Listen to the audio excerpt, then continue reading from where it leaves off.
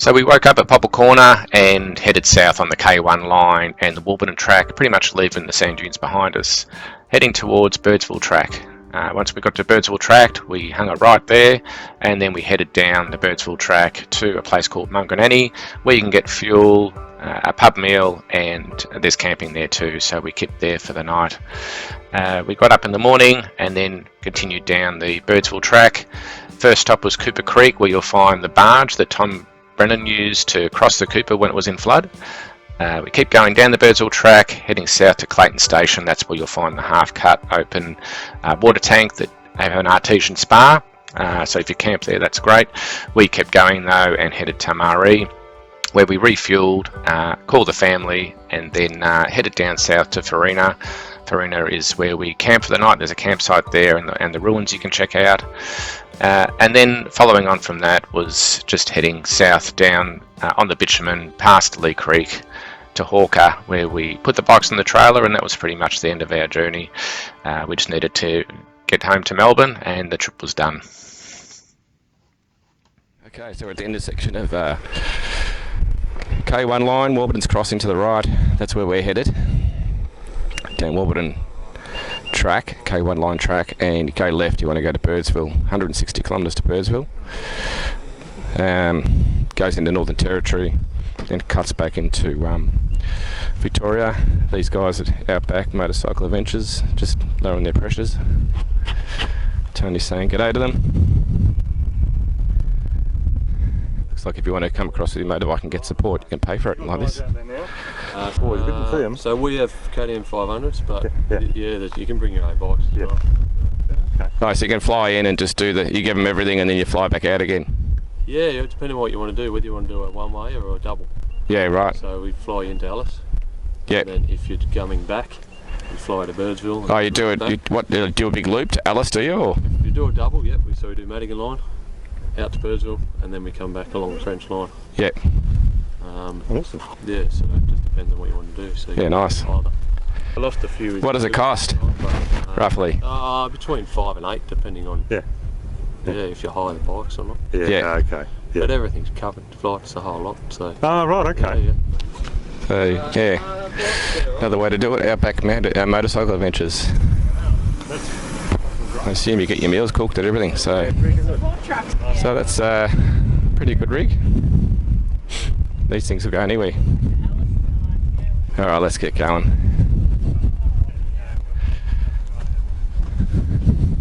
Bit of a shame we're not doing Big Red and Birdsville, but the upside of that is we can come back and do it from Birdsville, I reckon, at some stage. I'm sure we'll head there, maybe do Inaminka and then head to Birdsville, then just do maybe Big Red to Popple Corner and back, just to fill in the gap. But the upside is I'll get some video of the K1 line and Warburton crossing for people, because there's probably not a lot of that around as well. So it looks like this is one of their dirt bikes, just rocked up as well. So they can provide a bike, or you can hire one of theirs, 5 to 8 grand. Looks like it's a big loop, goes from Alice Springs, so you can fly to Alice as well and do a loop and fly out again, because it's sometimes hard to get a support. Alright, so K1 line, Warburton crossing, Warburton track, heading south. I assume there's no dunes, being a north-south track. Curious to know what average speed will be, because when we do a Knolls track, even though it's north-south, we're only like averaging 40 k's an hour because of all the turns in it. So this might either be a quick highway, or it'll be a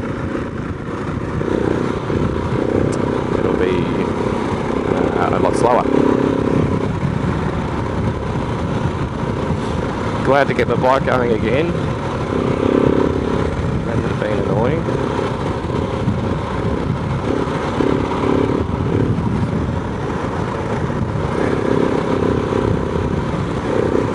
So far so good, it's pretty quick. Or so far so bad, depending on how you look at that one.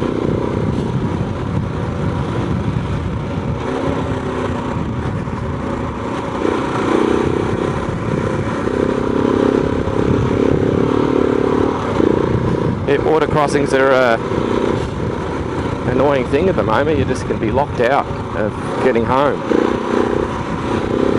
So being 2 states away, it's probably too big a risk. I'm really hanging to see the family, at least talk to them. So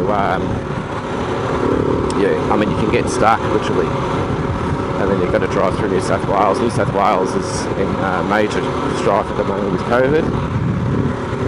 About 130 cases, and it's not dropping. They've got lockdowns in place, but the lockdown just seems to be keeping the status quo. It just keeps the case numbers around the same, the daily case numbers. It's not dropping them, and they've declared a state of emergency, a national state of emergency, I think.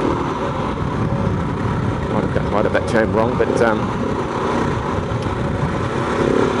not good. So hopefully we'll find out what Victoria's situation is when we get home, or when we get to Mungeranie, and we get some reception and talk to the guys back at home. They were in a lockdown, but they called it lockdown a lot earlier than New South Wales, and they went straight to stage 4. And so hopefully that will put the fire out while it was still small.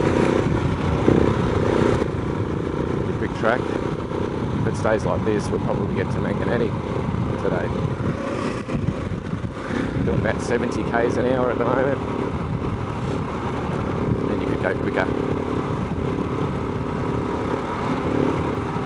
So this is really quick. If it stays like this, I reckon we might even be in Mungeranie. Yeah, there's a sand dune. Just for old time's sake. Remember how to go up them.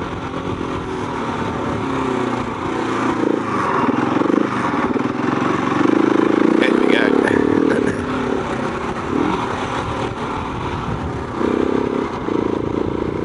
Great stuff.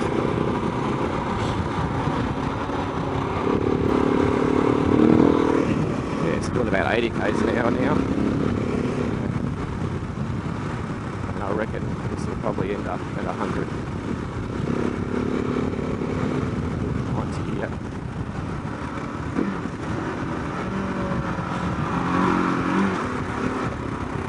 Oh, bit of sand. That was quite hard packed back there.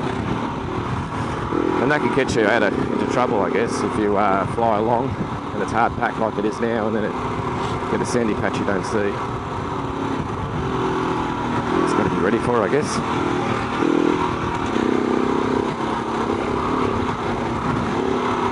Another small dune.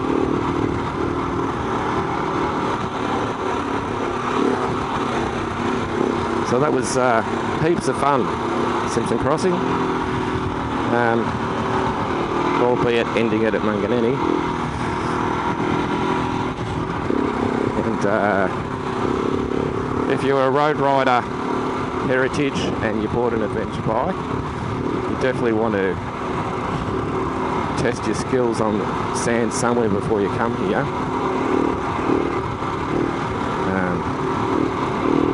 Go to Rove in South Australia, go to Little Desert near Dimboola, maybe, and a lot of the other states you can drive on the beach. But yeah, if you're dirt bike heritage, you'll be okay.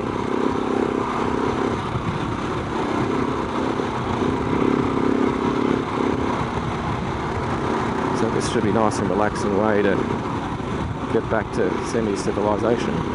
And then once we get Mungeranie, it's Birdsville track, back to Maree, Lee Creek, and then back to the trailer at Hawker. The guy there, you will let you store your trailer there for $5 a day.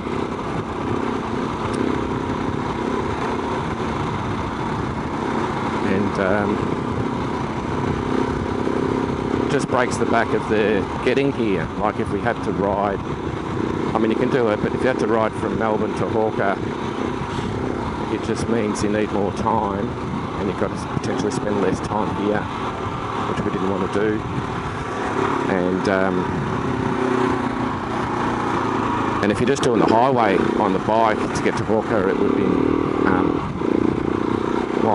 mind-numbing, to say the least. So you would probably do tracks to get there, and which would just add a lot more time. So we decided to do this. But a lot of other guys do ride from Melbourne and do the whole loop from there.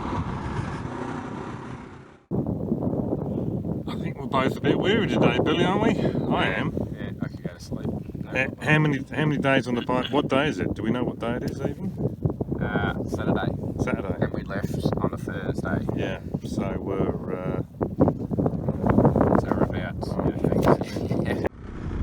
Alright, so I thought I'd turn my camera back on. We're on this track here on K1 line. That's about 80 kilometres from the Birdsville track, where this meets up to the Birdsville track. And you stay adjacent to this dry lake, salt pan, for quite some time. It's quite very long, so I thought I'd show it to you guys.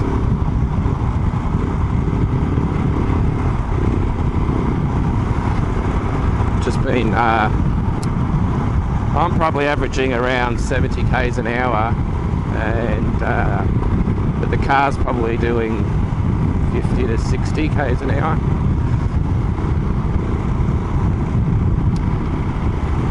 So, like I said, there's probably not a lot of footage of this particular track on YouTube. There might be that I've just missed it, but anyway, I thought I'd turn the camera on and show you guys. I saw a salt storm before. It was kind of like a vortex over the salt lake, and it was kicking up a whole heap of salt.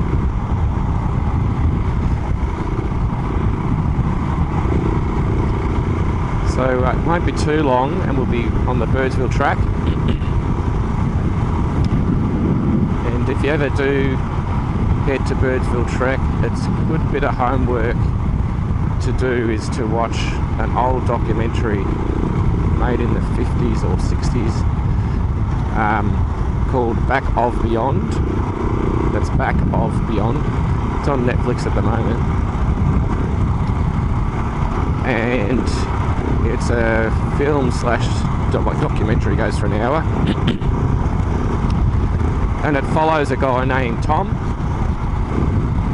who does the mail run from Maree to Birdsville back in that era.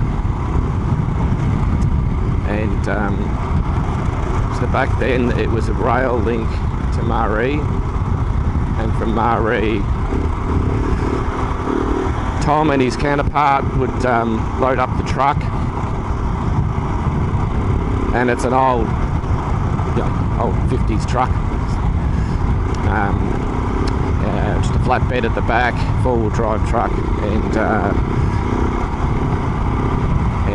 pack it to the gills and head off from Maree, visiting all the stations along the way on the Birdsville track, and finishing up at Birdsville. And it gives you quite a good taste of how Australians used to talk back then. And anyway, it gives you there is some memorabilia that we'll see, or we should see, depending on if we've missed it already, because we've chopped out a bit of the track. Look at that. And that is the old trucks that they were using. There's a few of them around the place. And there is a section, I think it's Cooper's Creek, that floods, and it's impassable in summer, in the wet season. And they've got a barge, and Tom drives his truck to the edge of Cooper, the flood, unloads everything onto the barge, does it in stages, gets the barge across the flood, and and there's another truck sitting on the other side, and he loads it on. He loads onto that truck, and he does a few trips, I assume, because the barge isn't that big, and keeps going. It takes him a week to go from Murray to Birdsville on this truck. So, good bit of homework. You'll appreciate when you see the memorabilia on the Birdsville track if you watch that documentary. So as you can see, this goes for ages, this salt plant.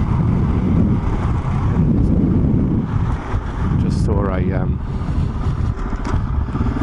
one of those salt storms. It's just sort of dissolved now. It's probably too far away for the camera to pick it up.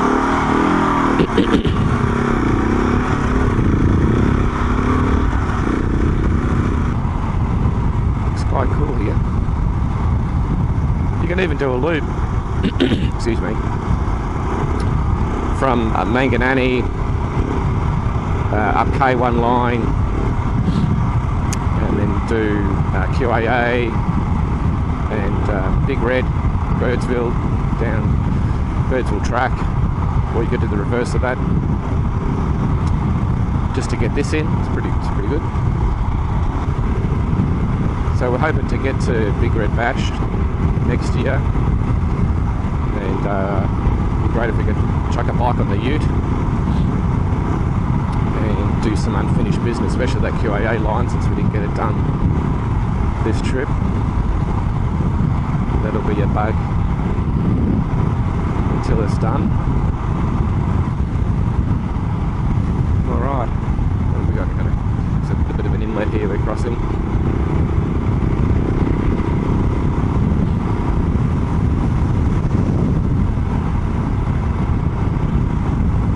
Doesn't look like there's been water here for a while. You don't get the sense of any soft sections, but we went on the dry like yesterday.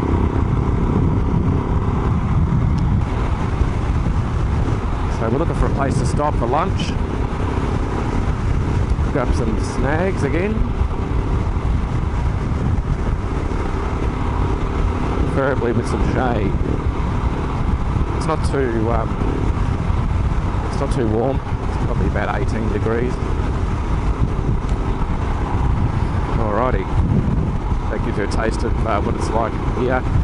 Just so we know, we're about, 50 k's roughly from Birdsville track. And there you go. Tony has spotted a tree, and this is our shady tree. He's looking at, don't know how much shade we'll get from that, but better than nothing. Is that your shady tree?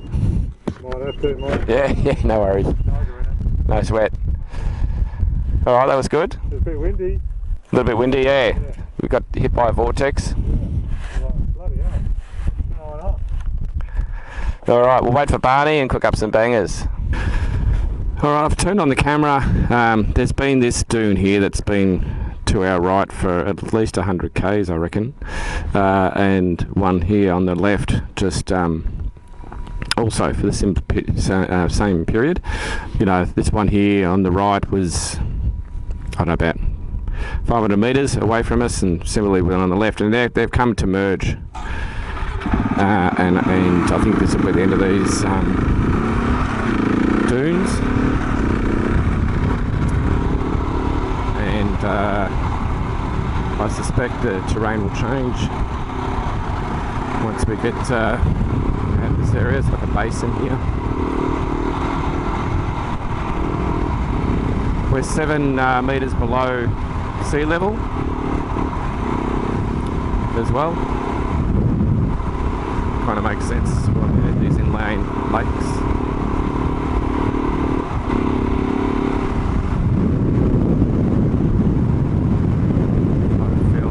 Look at where I'm going. It's fun. There's that dune.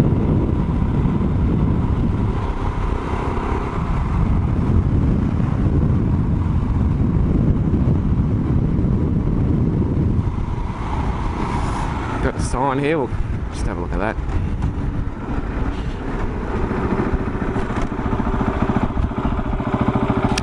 Heading into the Simpson Desert and all the warnings. It's isolated from services and can be dangerous with difficult terrain, extremes of temperature and no permanent water. You need to get a permit as well, and you need to get it like 10 days or 7 days before you head off, because they send you a book in the mail. So I didn't, we applied for that permit in Oodnadatta, so we didn't get that book. So we didn't know. But anyway, get your permit early. It's a little bit hard with COVID and whatnot. You could get your permit and not actually make it here. And it's $178. That's not cheap.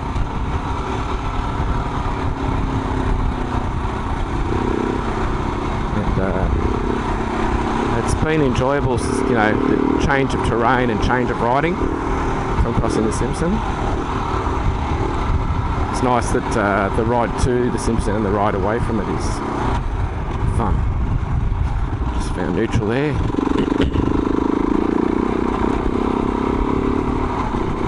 So still on the Warburton track. I think we're about 40 k's from the Birdsville track. Yeah, rough estimates.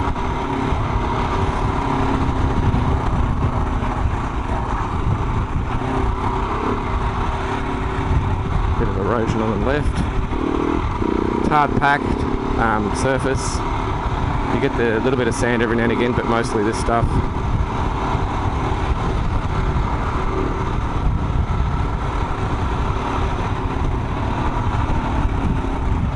And there's sections where you can go quite fast, and then there'll be something like that gets thrown onto you.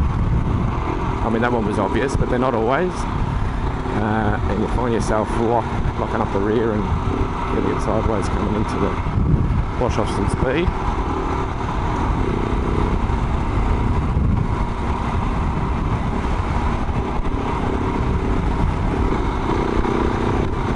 So the other thing we've just done too, there you go, it's kind of ended there and there's one beyond it. So that dune's finished now, but there was another one behind it that's still going a bit longer. That milestone is we've inflated the tyres on the Ranger and on the bikes. Bit of a sad moment.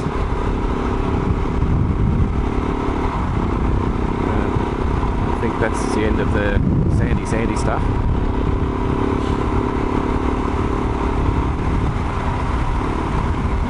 But this is really nice being here. And riding through it.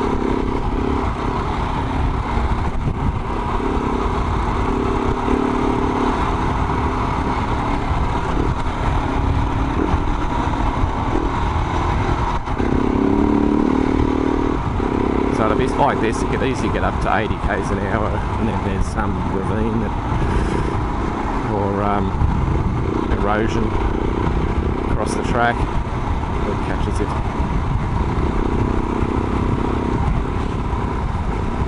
So I might pull over soon and let Barney catch up to us again. He's able to match our speed a bit easier now that the terrain's like this and the tyres are inflated.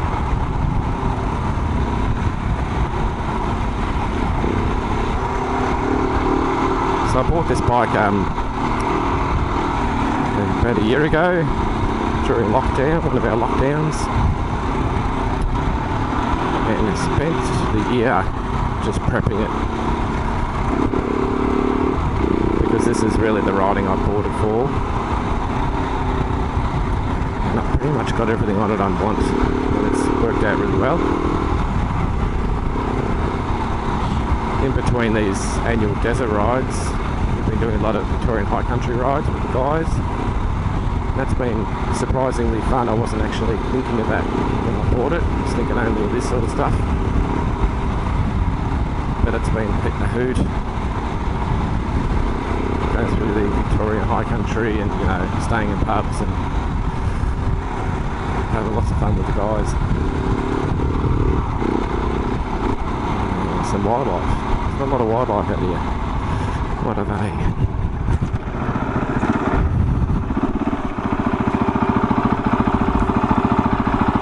Look like kites. I was hoping to see some camels or something, but we saw roos and emus going through the Flinders ranges, but nothing much in here that doesn't fly. Just the opposite.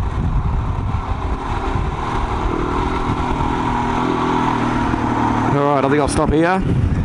Wait for the boys to catch up. Tony's taking it easy. He's a bit tired. We just had lunch, so hopefully he is feeling better. And yeah, I'll wait for Barney so we stay in radio range. Alright, see you guys. Deuces. So just turning the camera on again. Another bird of prey up there, of sorts. Trying to see what that is. It's right above me.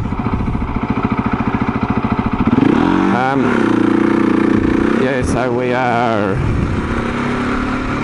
about half an hour from the Birdsville track, on the Warburton track still, and just thought I'd give you a look of the terrain here. It's changed again. We're out of the dunes, so we're just past the southernmost part of the Simpson Desert sand dunes, so they're ended, and now we're in this terrain, and that's all you can see to the horizon.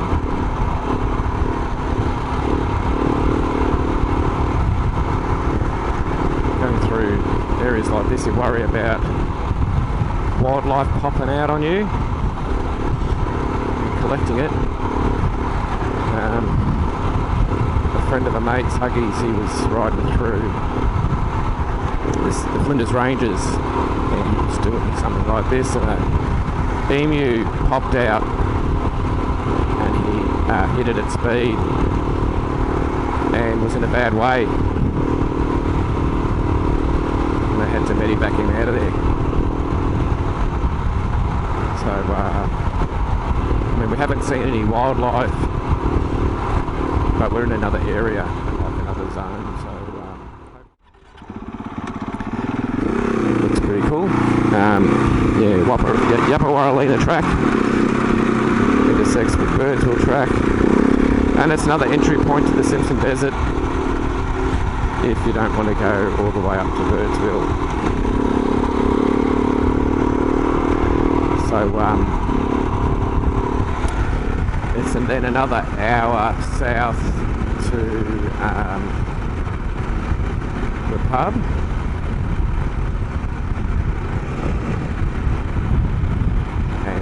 That's probably where we'll set up camp for tonight, and we can ring home, which I'm really looking forward to. You always worry that your family's okay when you haven't been in contact for a little while.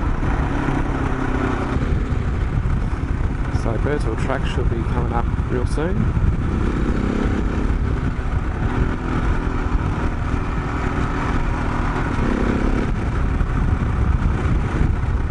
It's been lots of fun coming down this track. Yeah, I highly recommend it.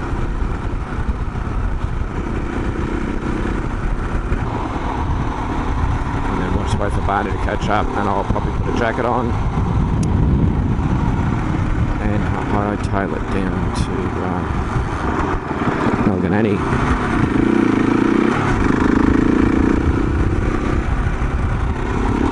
Alright, I'd say this is the intersection.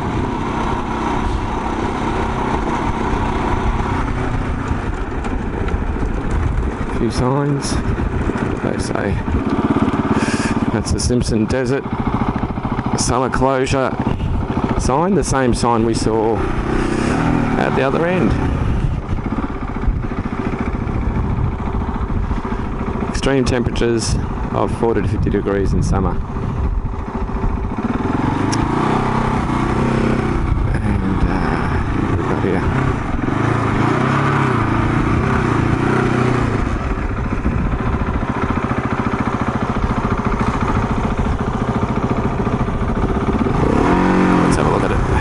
public access route to Mungeranie. Get that sun out of the way. Simpson Desert Conservation Park and Regional Reserve via Warburton Crossing. Remote area. All drives only. And there you go, look at that. Dalhousie Springs, 452 kilometres in that direction. So, and here we are back at the Birdsville track. Well, not back at the Birdsville track. Well, we did sort of intersect with it down at Maree. So I'll just wait here for the Tony and Barney to catch up and then head to the pub. See you guys. Deuces. So where are we, Billy? Intersection of What? Yelpawaralina track. Yelpawaralina Track. And Birdsville track. And Birdsville track. Fantastic.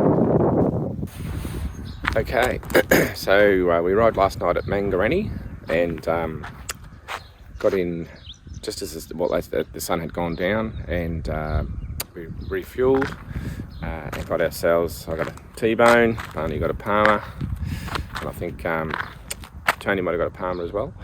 And they have camping here and showers, so this is our first shower for a week, so that was welcomed. Everyone was pretty tired. They got to bed probably about 9, pretty shagged, and they've all woke up quite chipper this morning after a good night's sleep. So this is behind me, the trucks that Tom Brennan used when he was doing his run from Maree to Birdsville. So this is the mail run, as I was saying yesterday.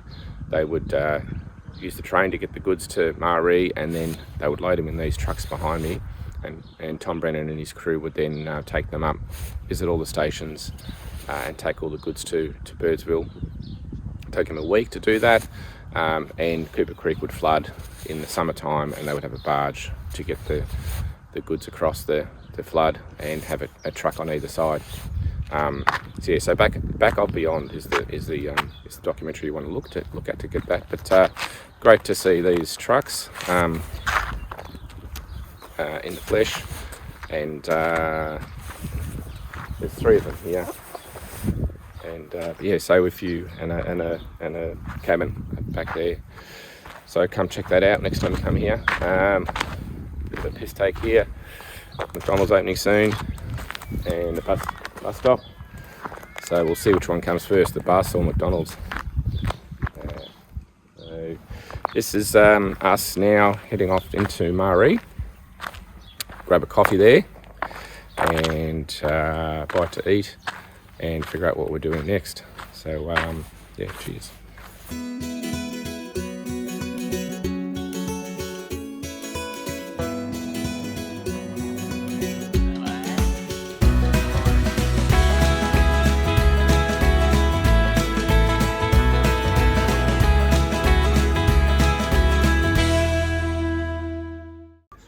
So what was the end toll? Can you stand actually in his... Yeah, give the king his shade, please. That's it, yeah. And that's too close. Yeah. Hello. I'll just shade under his belly. What was the end tally in Tony, in terms of crashes and dunes and... Yeah, I think there was a couple of, maybe, I think 3 dunes I didn't get up. And one put down, I think. And you had 2. One put down? Yeah, one. So you didn't leave the bike, you just put the bike down? Yeah, just that sort of, bars touching the ground thing. So, yeah. But yeah, there was a couple of dunes there where it was, touch and go. So. That's pretty good though, isn't it? So the 790 did you well? Yeah, no, it was great. I was a bit, oh, that's going to be interesting. Yeah. But once you could get your speed up and get up on the sand, it was great. I was pleasantly surprised. So, yeah. It's so there's I think there's less chance of crashing actually, like on the sand. That's what I reckon. Yeah. And even if you do greasy, slimy, like the mud in clay road. Yeah. Yeah, that was scary. Yeah, the mud. But by the time you crash anyway, you've lost all your speed and you just sort of fall off the bike. Yeah. So. Just fall off. Yeah. Just fall off gently into the nice soft sand. But what about in the campground, Tony, when your bike is bogged? What does that count for? Yeah. You're not on the track, are you? Handlebars didn't touch the ground. That's like when Billy got stuck, you know what I mean? Like, so it's just total lack of skill. So that doesn't come into the equation then. No, it doesn't count, mate. 'Cause you're not Well, I on was the- trying not to roost you guys, you know? Oh. The last thing I want to do is like a tail roost That of was roost. dirt and Is sand. that roost you said? Yeah, roost. Yeah. Yeah. You're a caring guy. Yeah. I was just thinking of my mates, and then it literally just dug itself in, didn't it? And I got stuck in the campground. Yep. So, and then Barney had to come and need a bit of muscle, get me out. And I think I helped you on another one as well. But it was bloody hard a couple of times trying to stand the bike up, you know, when I'd stopped and I'm going over. I had to get under it, and I'm like pushing in the sand, and the sand's giving way underneath me, and then I'm like turn around and push the bike up. Yeah. And then get on it and get going again. Oh, this is pushing up against the hill. Yeah, that's right. When I've got stuck a couple of times. One time when I got stuck and it went over, and then I had to pick the bike up and then get going again. Because you can't turn them around. They're sort of stuck. And you can't go forward. You can't even go backwards. And you can't go backwards. Which is a strange thing. Yeah, right? which So is a bit of right blast.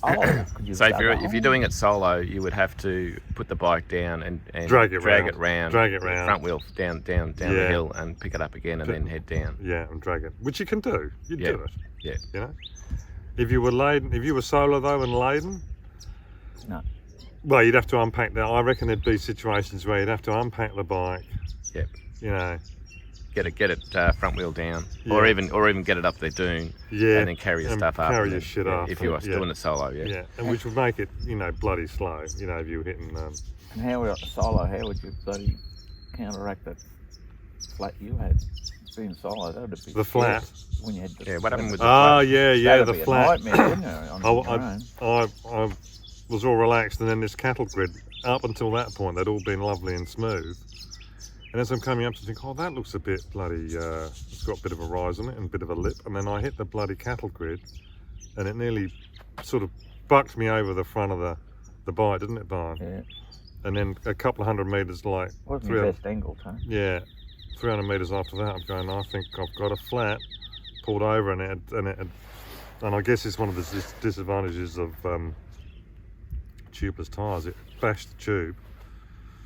The tyre so hard, it broke the seal, and the tyre was off the rim, and fortunately 2 minutes later, like a great big gang of four-wheel drivers with all the shit came along, and compressor, and we're trying to get it back on and pull it back on the rim, and that didn't work. So in the end, they got a can of Start You Bastard and a propane torch.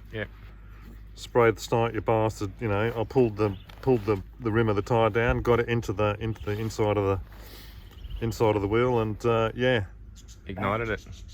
Wheel stood back, and then the bloke went in with the propane torch and it went bang, sealed, big bang, and there, sealed. Yeah, sealed it. Done. Job done. So that's going to go in the pack now, is it? Yeah, can of Start Your Bastard and the propane. Oh, we could just use your bloody gas.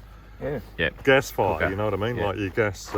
So yeah, that's maybe why they don't have. They run them with tubes in the. No, good stuff. And how old are you, Tony? 60. 60. Yeah. How are the old bones on the Simpson? Are they? Fine. Fine. Yeah. There you go. And I reckon all you need is a couple of rest days. You just need to lie down. Yeah. No, if you did the Simpson and then got to Birdsville and had a couple of rest days, charge your batteries up, you go back and do it again, you'd be fine. Yeah. You know. Yeah. But no, it's highly doable, and it's good fun in the sand. Yeah. I think once you get your sort of technique and you're just blipping that. It is fun. I enjoyed. Yeah. As long as you got your energy and using your technique, it was a blast. Yeah. It was fun. It was only when you got tired and you started to sit down. You can't sit down because you can't just sit get bucked down, and it's all downhill from there. There was a few sections there. I'm going, where's the next bloody salt pan or clay pan in between the dunes to sit down and have a rest? Yeah. But it was quite good because then we could just have a rest at the top of the dune and wait for Barney. Yeah. And sort of, charge the batteries up that way. So you did really well, Barney. Yeah. What was your technique, mate? Oh, take the chair. Take the interview chair. Well, so you got through everything, mate. And Talk to the it's camera. not all car. There is. Oh, hang on. Yeah, Yeah. that's better next time. Yeah. Could Look you at- put a look at- fan. Yeah. Here's boss. What was your technique going up over those dunes? Because some of it was quite soft. It's trial and error, isn't it, really? And you just get to know it. Definitely your tyres have got to be down. Yeah. Tyre pressure is critical. Yep. What do we get down to? Oh, I don't know. 18? 18. Yeah. But the issue with yours, of course, is the road tyres. They're not the right Yeah, tyres for wrong. it, so you have to be very careful. Yeah. Um, You can do it on road tyres, but just Yeah. have two yeah, spares. we had to be careful. And How many spares did we have? We've got one spare, One but I spare. think we had tyre plugs, and so Oh, yeah. so we could do that, and then a spare. But I was trying to get a second spare. about me. Yeah, I'm telling you, I'm coming back to always you, about Barney. food. It's Yeah, okay. you noticed that, Barney. I tell you, I he's tried to irritating. get so Dan was was looking at giving me one of his BT50 rims with the Oh, was top he? with the tyre on. Yeah, okay. Yeah, but it would have been problematic anyway because we wouldn't have had anywhere to store it. Yeah. But yeah, No, it's got plenty of power. So honestly, if it's because the lead ups to the dunes are just rutted, and if you go flat out, you just bounce all over. It's just ridiculous. Yep. So I just used to just ease over them, get to the softer bit, put the foot down. Yep. Just went straight over every time. Yeah, good stuff. But the only bits you got problems with was when the long ones that were just soft sand everywhere. Yeah. And I tried because we're doing everything in high, no low, and then on those ones it won't do it in the high. Yep. So just put it in the low. Always have your diff lock on. And, Yep. And what's the name off? And yeah. The car was good though, wasn't it? Yeah, it's got plenty of grunt, and Plenty of that's grunt, you need that grunt, especially in low range. So that's the 2 litre bi turbo 4-cylinder diesel with the 10-speed auto that's in there. 2 litres, amazing, isn't it? Yeah, you wouldn't think it's a 2 litre No, motor. so it grunted. So there's only I think 2 dunes I got stuck. Yep. And just reversed down. Didn't need the sand mats, did we? Yeah. So No. how many times did you get the max tracks out? None. Never. No. And how many times did you get the shovel out? None. Fantastic. I thought on one of them I might because it wouldn't reverse, so I just rocked it and it came out. Yep. So one dune I went Right. around, Yeah. and the other one I said there was no other way but to go again. But the one I got stuck on, you could see the front wheels had gone in, and it had it couldn't get over that. It was forcing, like making a wall in front of it. Yeah, bow wave of sand. And bow wave. So when I came back and went at it a bit more, it just went straight over it. Yeah. Hit it with a bit more speed. And how old are you, Barney? 68. 68. 68. Yeah. So, There you go. Nah, it's 10 good years to know. time. Soon to be 69. Yeah. Good stuff. good So stuff, we're at what's this place called again? I keep Mungeranie, and we're about to head off to Mari and get a coffee. I'm hanging for a cappuccino. So yeah, that's it. We'll probably do our final sign off when we load all the bikes on the trailer. All right, so we're on the Birdsville track, doing about 110 k's an hour. It's in very good condition. Hasn't been graded that long ago, and just came across on the radio that Barney's got a flat. It's that slow rear tyre has finally let go by the looks of things. So no biggie, we have a spare, we'll just swap that out. What happened, Barn? I can hear it. There's a hole here somewhere on the top. I can hear it. You can hear the hole? Do you reckon we can plug it? Oh, I don't know. You'd have to take it off to have a look. Oh, if you're going to take it off, then you swap it out. Yeah. Plugging it's about keeping it on. Yeah, well, I can't. How can you see it? Oh, yeah. If we can't find it, we'll just change it. Yeah. You found it, have you, Tony?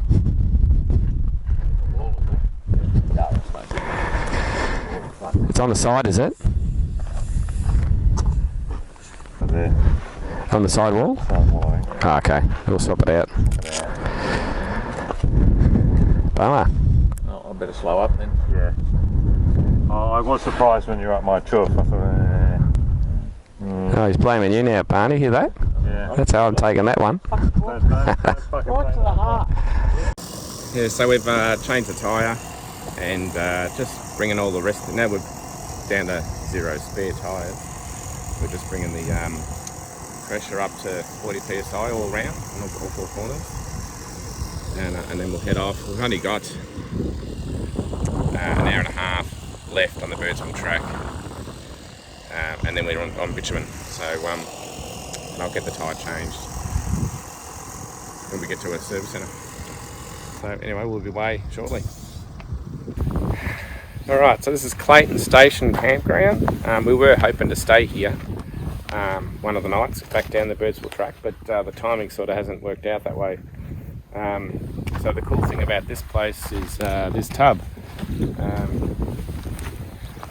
It has one of the tapped the artesian bores, and you just turn it on, have a bath.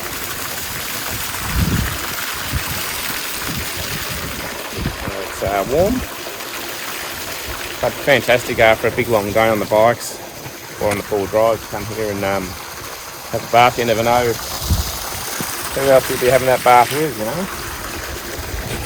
It's also got showers over here and a thunderbox here too. So an actual toilet. So great place to stay, and you're about an hour away from Maree when you're here. So yeah, shame we're not staying here, because I was kind of in my mind looking forward to watching sunset inside this bath, but maybe next trip. Right, Barney's caught up with us now, so I think we'll push on.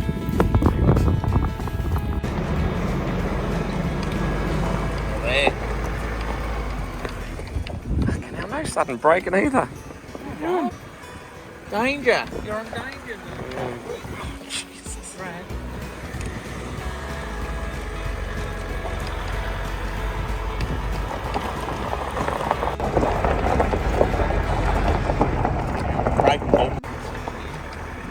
Alright, there's the bike. Thank you, Barnard. That's a pleasure. Thank you. Alright. Yeah, so Clayton Station.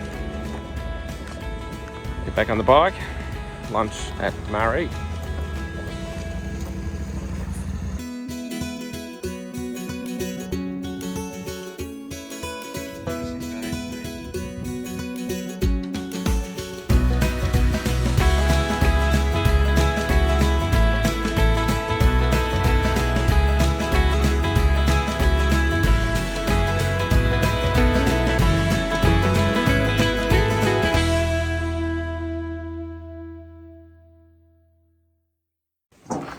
Okay, so we're now back at Hawker. Bikes are on the trailer, and this Hawker Caravan Park, great bloke, John, lets us keep our trailer here $5 a night. So we've settled him up. We stayed here the first night. It was raining, and but yeah, job done. 2,367 kilometres. I think Tony went down once, but didn't actually crash, just was like a put down.